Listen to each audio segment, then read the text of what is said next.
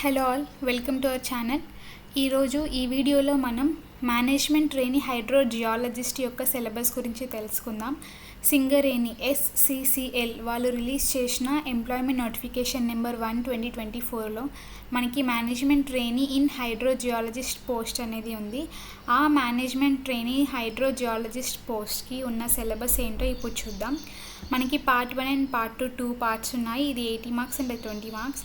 So part 1లో ఏదైతే మన హైడ్రోజియాలజిస్ట్ ఉందో పోస్ట్ ఏదైతే ఉందో ఆ పోస్ట్కి రిలేటెడ్ ఉన్న సబ్జెక్ట్స్ అనేవి మనకి పార్ట్ 1లో ఉంటాయి. ఇందులో మనకున్న సబ్జెక్ట్స్ ఏంటి అంటే మెయిన్గా మళ్ళీ మనకి 2 టాపిక్స్ ఉన్నాయి. ఏంటి, జియాలజీ ఇంకా హైడ్రోజియాలజీ 2 అనేది ఉన్నాయి.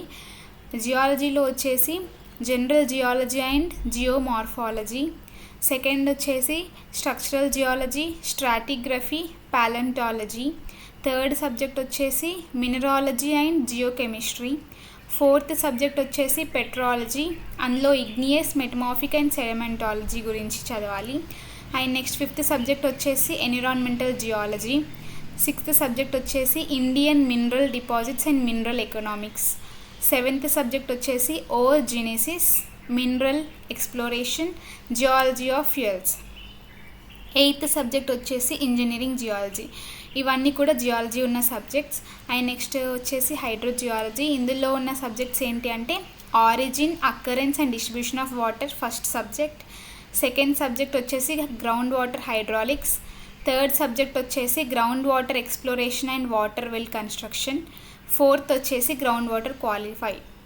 ఇవి కూడా మనకి పార్ట్ 1లో ఉన్న సబ్జెక్ట్స్ ఇవన్నీ.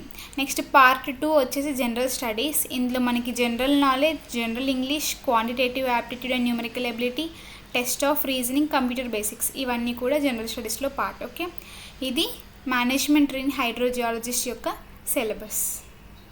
Thank you for watching.